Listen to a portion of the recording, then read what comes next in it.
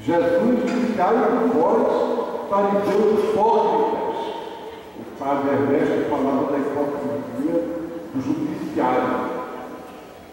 O Estado é construído sobre hipocrisia. O político ganha, se for muito hipócrita, quanto mais hipócrita, melhor. Então, numa sociedade religiosa, o Serra vai sempre, toda vez que ele for candidato à República, ele vai para a Aparecida do Norte para levar o amor da França, como é visto. Entendeu? Ele vai abraçar a criancinha, deixar a criancinha conosco, mas vai fazer para a eleição. Então é todo mundo hipócrita, não é só o juiz, não. A sociedade é baseada nessa. O Estado é baseado na falsidade. E às vezes a igreja também.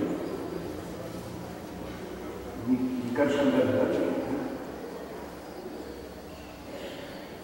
Mas a nossa igreja também está fora daqui. Então somos, quem é profeta, tem que juntar denúncia e consolação.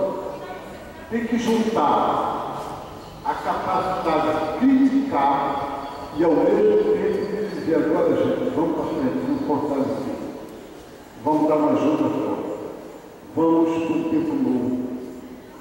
Deus está com a gente. E o Evangelho é feito isso o tempo todo.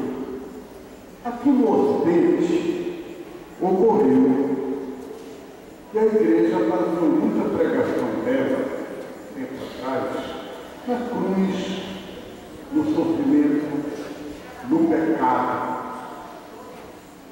Quando a criança nasce, você já tem que ser batizada para poder libertar a criança do pecado original.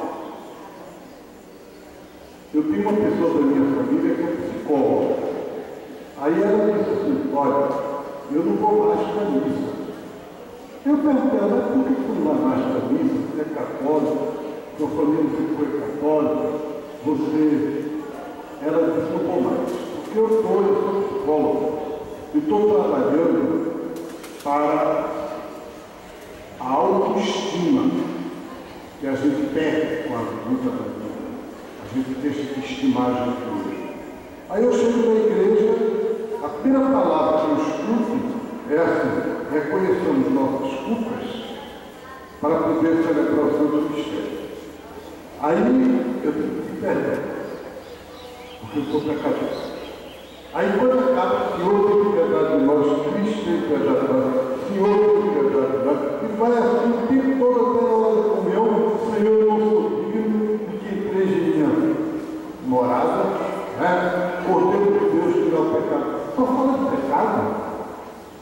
Vocês não têm outra coisa do que pecado não para falar? Eu não vou mais. E eu percebi que ela não está com razão. E no Novo Testamento, ninguém está negando o pecado. Mas a graça de Deus é muito mais importante. O amor de Deus é muito maior do que o pecado. Então, numa pastoral, o que será? Se você ainda fica frisando o pecado, como é que você vai? Como é que você vai caminhar? A pastoral carcerária tem que ajudar a igreja a valorizar o quê?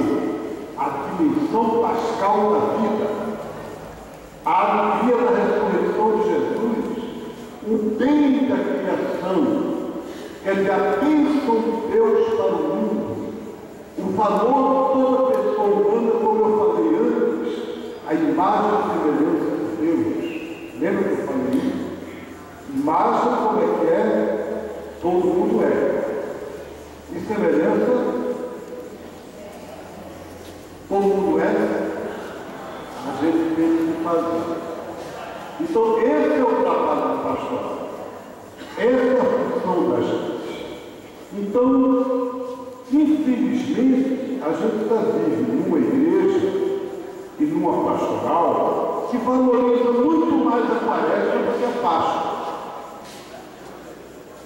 A quaresma tem uma cheio de coisas populares, devoções, costumes. O tempo pascal que a gente está vivendo agora parece um tempo novo. Parece que os padres entram de férias, os bispos fazem conta em Aparecida, está nem aí, acabou. Já passou a Semana Santa. No lugar de ser um lugar, que agora é que é a festa, agora é que é a hora da fé, agora é que a gente tem que testemunhar Jesus ressuscitado. Entendeu o que eu estou dizendo? Então, e aí eu vou fazer a pergunta para vocês, não é eu que vou responder. Como a pastoral carcerária pode ser uma pastoral mais pascal, mais testemunha da ressurreição e não baseada no pecado, na lei, na culpa, no que é negativo.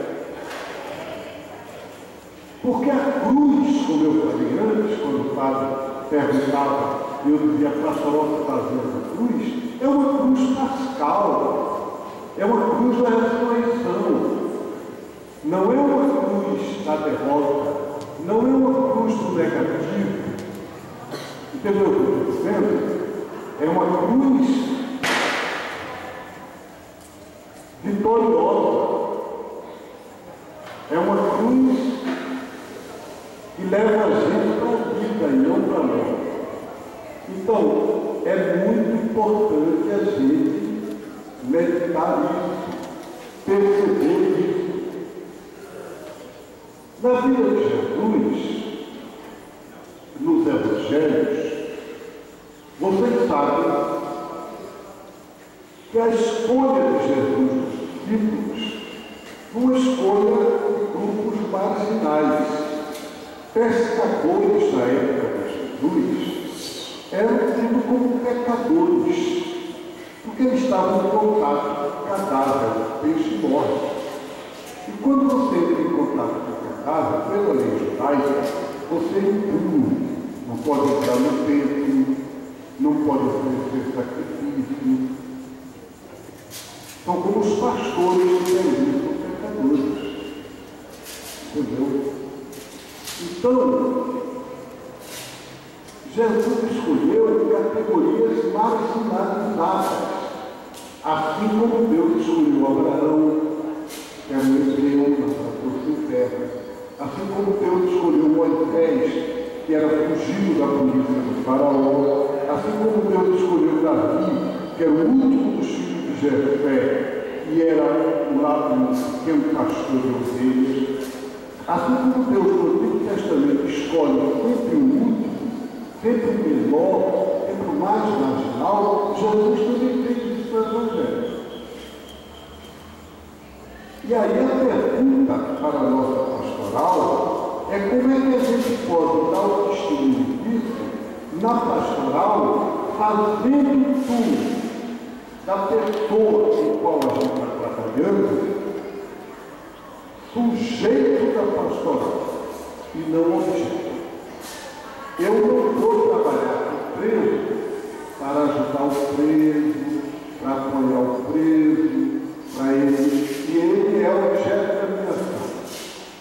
Eu vou trabalhar para fazer dele sujeito.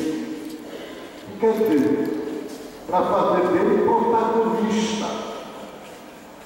Quando a gente diz profecia de estabilidade humana, o primeiro profeta dessa profecia não fomos nós, é o preso. Então, nós somos um, porque todo mundo é profeta de Deus. O preso é e nós também. Mas nós somos profetas para revelar que ele ou ela é profeta. Não é beleza que a minha profecia e tudo fica bem. É para ele descobrir através de mim a profecia que Deus entrega a profecia a ele, para os companheiros, para a família, para a sociedade. Entendeu o que eu estou falando?